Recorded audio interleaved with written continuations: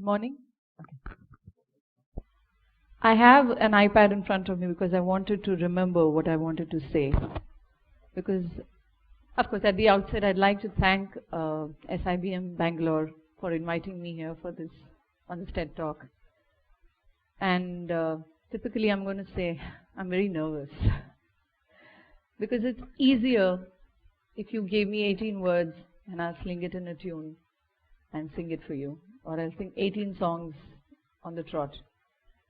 But to speak for 18 minutes is going to be quite a testing time for me.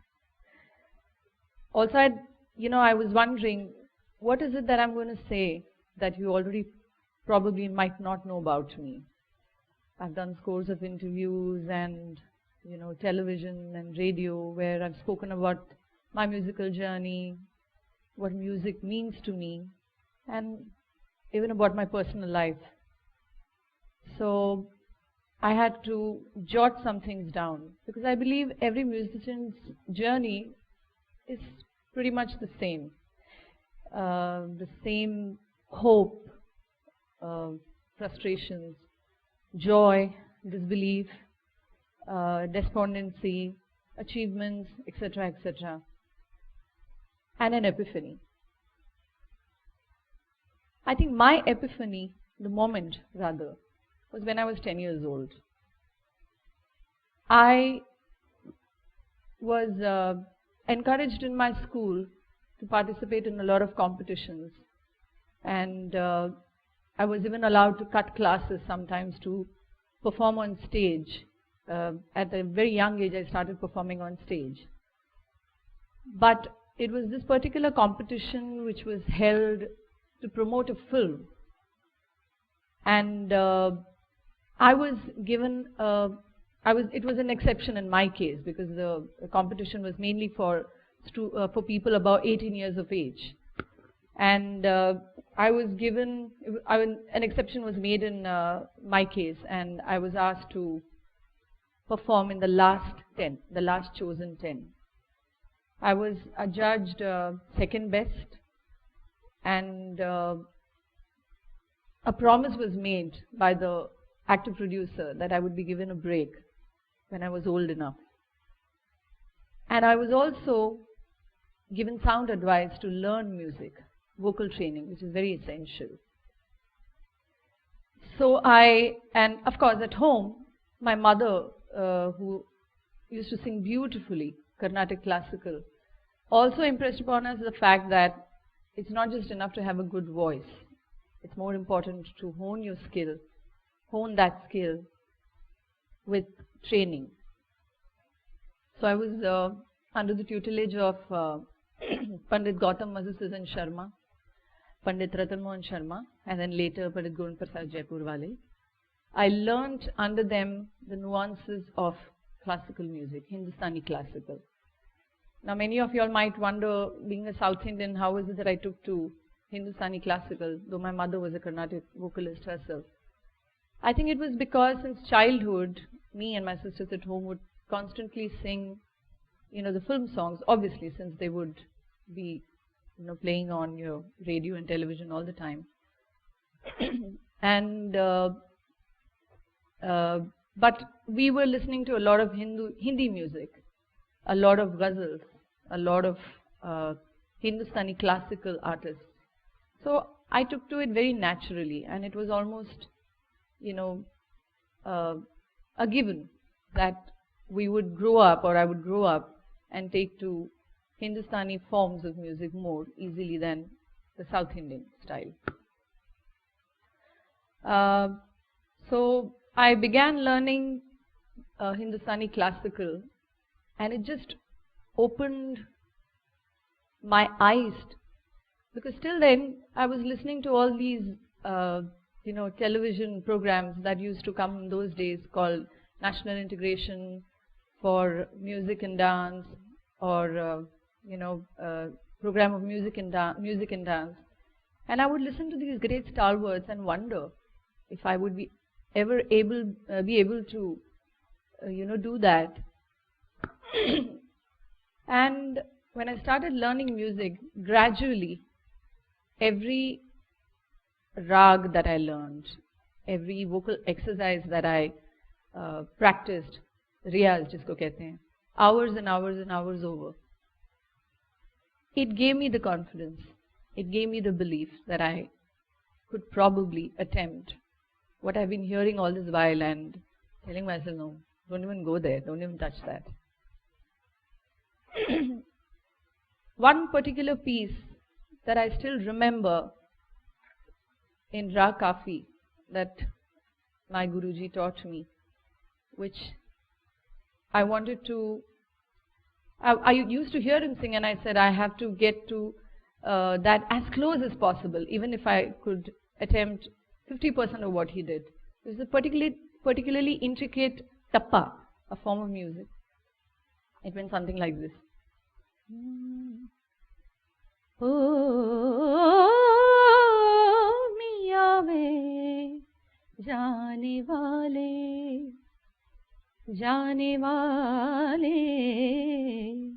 tenu Allah di kasam mudiyave ee chire wala miya. Oh, miya ve jaane wale anda vijanda piya tusi man le janda shori shari matwala gale laga janda. Oh, miya ve jaane wale.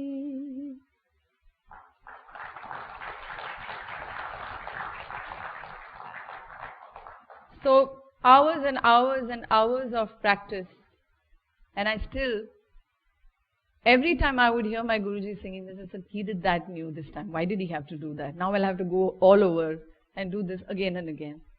Anyway, but that's what classical music does to you. That's what a good teacher and learning the basics of classical music.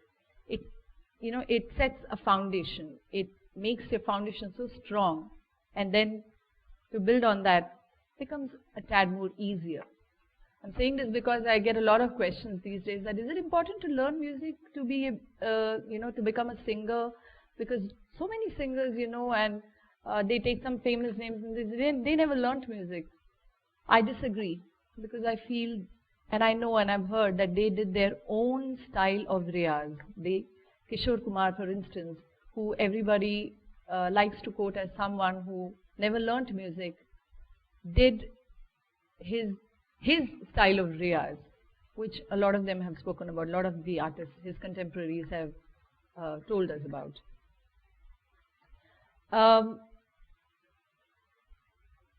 After school, in college, I delved into a different aspect of music or musician or performer, which is performing live on stage. Till then, it was just participating in competitions, singing in school competitions, singing for school. But it was only when I started singing in college that I realized that to be a successful singer, performer, I will have to also master this place.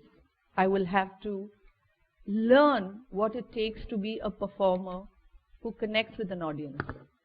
It's very important because it's very easy for me to stand and sing here, and I'm sure you would appreciate that.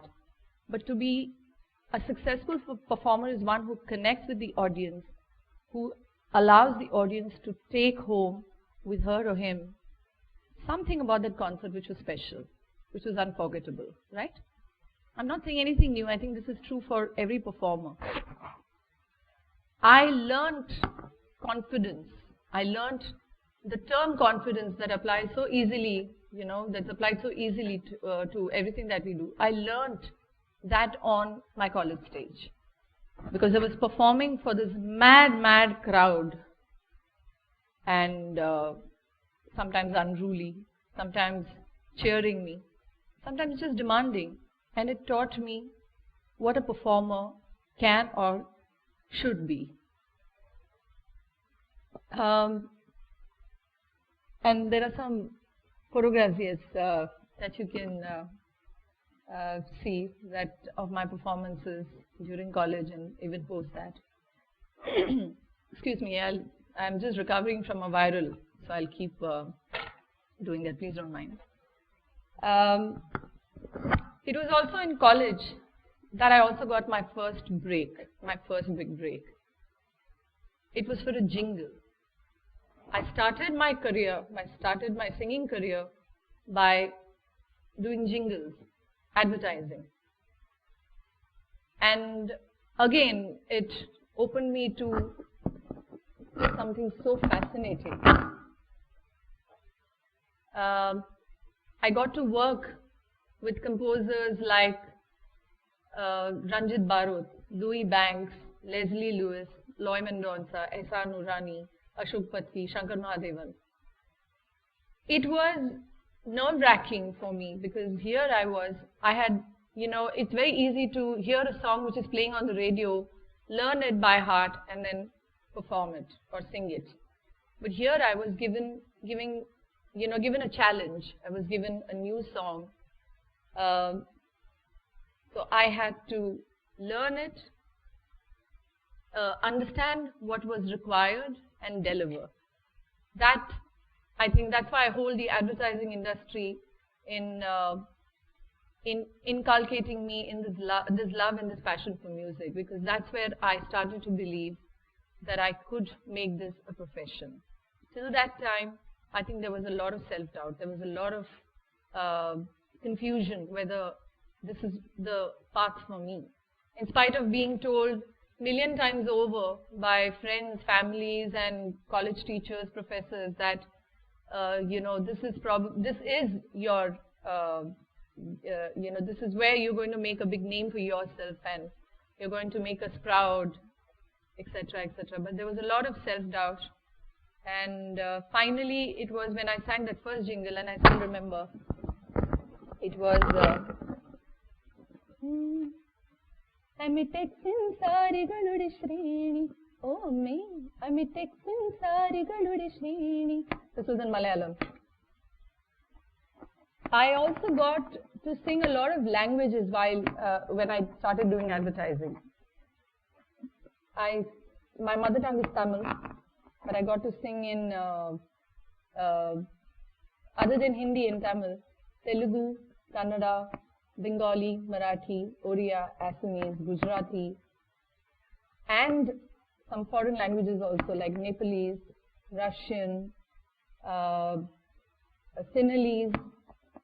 So can you imagine, for someone who had so much, confusion and disbelief, I'm suddenly thrown into this world and these opportunities come about, and I'm wondering, why did I ever believe that, why did I ever have the doubt?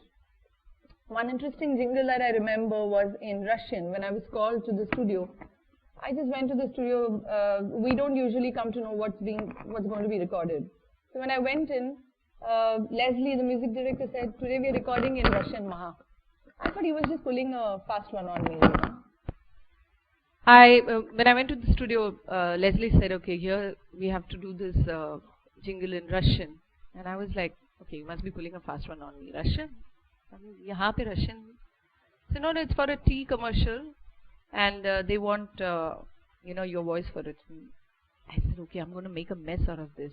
We had a Russian lady who gave me the words, the lyrics, and I wrote it down. He gave me the tune.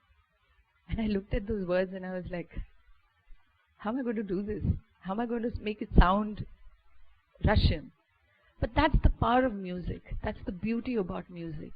You can give me any amount of words, any different words, any, you don't even need words sometimes. Scatting is all about that. When a singer scats, it's all gibberish. It's all unintelligible words that's strung together. But music gives it a form. It gives it a beautiful, it lends something so beautiful to it. The jingle was Hya Nargis Izinji Moidruk Nisu Klatibia Izinji Nisu Chornav Chayes Bonf Kusli Khrietki Ietakoy Aramat Nech. I remember this very clearly because yes, I had to work so hard on the nech and izinji, nisyuch. Of course, the lady made it very easy for me. But now in retrospect, when I look back, I feel so proud and I feel so happy that I attempted it because I was almost walking out of the studio. I told Leslie, no, I can't do this. I mean, I'm going to make it sound corny. But I attempted that. Post that, languages have always, I love languages. The reason that I've sung in so many languages, I think I've sung in pretty much all the 14, 15 Indian languages and these foreign ones also, these alien ones. But I think it's because I love languages. Since childhood, I've been, I learnt, of course, Hindi, and I used to sing in Tamil. But I also listen to a lot of Marathi music since I live in Mumbai. And then my brother-in-law is Bengali, so from him I learned and I heard a lot of Bengali songs. Rabindranath Tagore, for example. Or, music it's so vast. I mean, 18 minutes is little to talk about it. So I'm going to sing this Khasi song. When I was called to sing in the studio, I said again, okay, it's a northeastern language and I'm sure I can sing it within half an hour and I can go home. But I went there and I heard the song and I said, oh God, this is another one. It went like this. Longkum ki umsla jingit badab shleno jinkermen num poliv jinten hado bakud filong jinkermen num poliv jinten hado bakud. That's Khasi language from the northeastern. I think it's spoken in Meghalaya. So you see, music has allowed me to get into territories, to get into zones, get into places that I would have never dreamed of. I haven't gone to these places, but my voice has reached there. So I think it's been such a blessing. As a child, there is no burden on you to sing, to do well. You just go and you sing. But when you grow up, all of this starts manifesting. The fear, the belief, the kind of, the self-doubt. And I remember 3 instances. I'm always told that you're very lucky. You were born in Mumbai. People come from all over to Mumbai to make their dreams, to realize their dreams.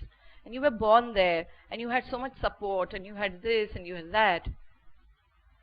True, but not quite. The problem was me. I had a lot of self-doubt, I think. And to conquer that, I had to undergo these 3 experiences. One of which was my Guruji telling me about his mother, who was married off into a barren land. And she wanted to be a singer. And there she sits in the field and she's cutting, the grass, and then she's singing, Be mata sityana sin, mane byadi bagad, desri be mata sityana sin. She's actually cursing the deity, the goddess, for getting her married off into a barren land with this fellow, and she can't pursue her dreams. That thing stayed with me. The other thing that stayed with me was, I'm a very shy, introverted, painfully shy person. So for me to come out of the shell, it took a long time. And when I asked Shankar Mahadevan once, he said, I'm very moody, and that reflects sometimes in my singing, in my, approach to my music. And he said, Maha, the moon, when it waxes and wanes, it causes the tidal waves, it causes whatever happens to the sea, right? So your body is made of 70% water. So why not? You can be melancholy, you can be sad, you can be happy, you can be whatever. But don't let that affect your music. And we went inside the studio and recorded Sham hai, jam hai, aur hai nasha, tan bhi hai, man bhi hai, pigla hua. Aaj ki raat. Mr. A.R. Rahman, sitting in the studio one day, speaking about this and that and everything. We used to record till way into night. He said one thing that stayed with me. He said, I'm not going to stop. He said, you know, this music is so vast that every time you felt that you've accomplished something, there's more. And then you accomplish that, and then there's more. So you give more and more and more and more, and you get back in return. I've exceeded my time, so can I continue? Sorry? Yeah. That's all right. And that stayed with me for a long, long time. So much so that today, if I were to tell you the same nervous girl who you might have seen in some of the photographs, clutching that mic, and so there's another picture of mine with my fingers crossed. You know, I'm standing there and singing like that. Not because I wanted to win the first prize or something, but because I didn't want my voice to shake. The first notes that come out of your mouth when you're nervous is always shaken. I didn't want that. So these things remained in my, head for a long time, till about 2 years back, when I said, okay, there's another territory that I want to get into. There's another arena that I want to jump into. And I've put my little toe in it. It's composing. I got an opportunity to compose for some jingles last year. I did Surya Oil and Vasocare and all that. And the big challenge that came when I, along with Shankar Ehsaan Loy, Ehsaan and Loy, composed for Coke Studio. The song was Man Patang, Man Patang. I think many of you must have heard it. And that's my journey as far as composer. It started, and I hope to continue. Music has given me a lot. It's given me pain. It's given me happiness. It's given me untold joy. It's given me this, it's magical. It's given me so much happiness that I want to leave by singing those 4 lines from my song. तू नहीं है मगर फिर भी तू साथ है, बात हो कोई भी तेरी ही बात है, तू ही मेरे अंदर है, तू ही मेरे बाहर है, जब से तुझको जाना है मैंने अपना माना है, मगर आना इस तरह से कि यहाँ से फिर न जाना, कभी शाम ढले तो मेरे दिल में आ जाना, कभी चाँद खिले तो मेरे दिल में आ जाना. Thank you.